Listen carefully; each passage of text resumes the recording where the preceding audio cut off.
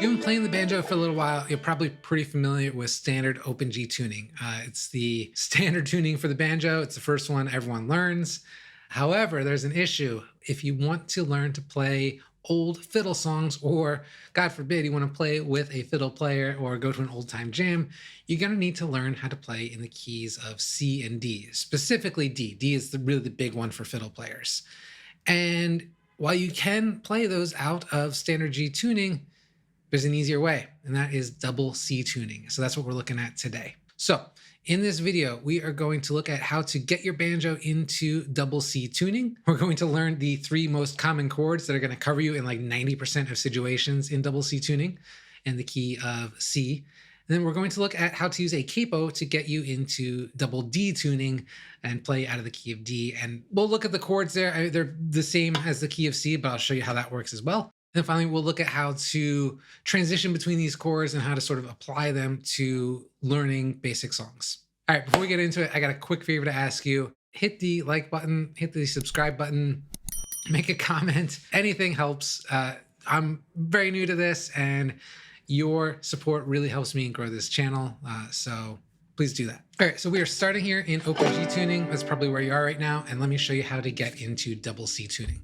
So what you're gonna do is you're gonna take the 4th string, and my handy dandy tuner here. We're taking that 4th string from a D down to a C. And I'm looking at this backwards, so we'll see how this goes. And then we're gonna take the 2nd string, which is at a B right now, and we're gonna tune that up to a C. Are you figuring out why it's called double C tuning yet? All right, so our tuning now is G, C, G, C, D. There we go. So the first chord we learn real quick, just so you can kind of tell that it's in tune, is put your 1st finger on the 2nd fret of the 1st string.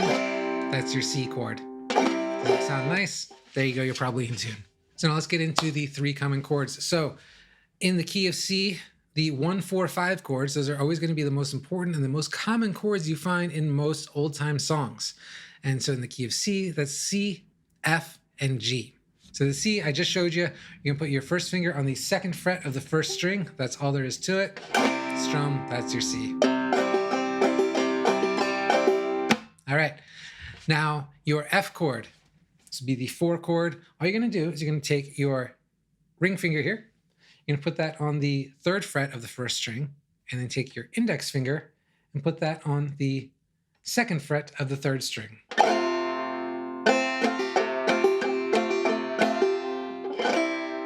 All right. And then finally, your G chord. We're actually going to play a G5 chord because it's quite a bit easier to play and it still sounds awesome.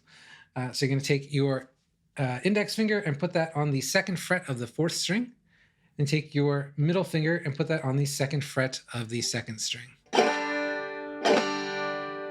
All right. And then, so you just want to get comfortable sort of transitioning between these chords. So I like to get just like a basic bum diddy going between the 3rd and the 4th strings, holding down that C chord. And then practice going to the F. Back to the C.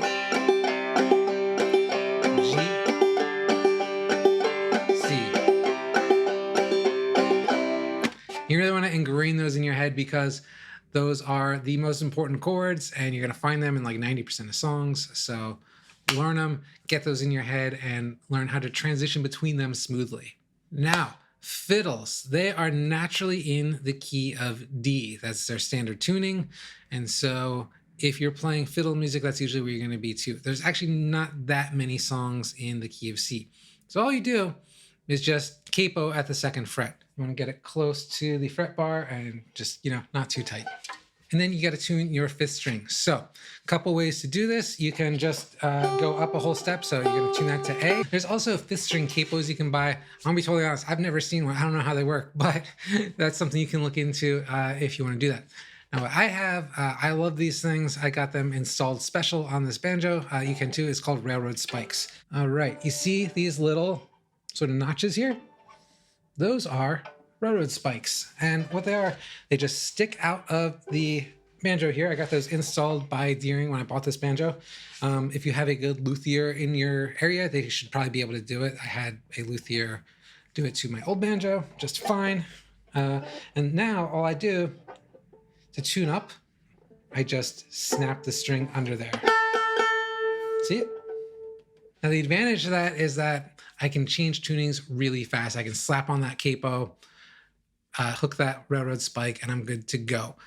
Now you usually want to actually check your tuning, but if you're in a group situation that's moving fast, it's not bad. You can just do that. So now we are in double D tuning. And the thing to remember is it's the exact same as double C tuning. Everything's just moved up 2 frets. So that C chord is now a D chord. The F chord is now a G chord. And the G chord is now an A chord. See how that works? Everything's just moved up 1 step. And now you are absolutely able to play in the key of D.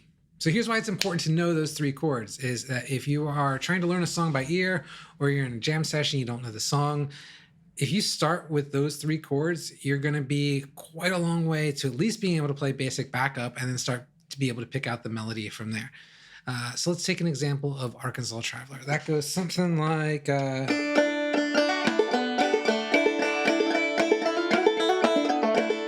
By the way, do you have words for that song? Because when I was a kid, it was like I'm bringing home a baby bumblebee song. And I've never seen those lyrics like with Arkansas Traveler, but it's the same tune, right? I don't know. Maybe you know it. Let me know if you do. Drop it in the comments. Anyway, so they start playing Arkansas Traveler. You don't know it. What do you do? Well, you fall back on your D, G, and A chords, and you sort of strum along, and you can start to figure it out. So it becomes sort of...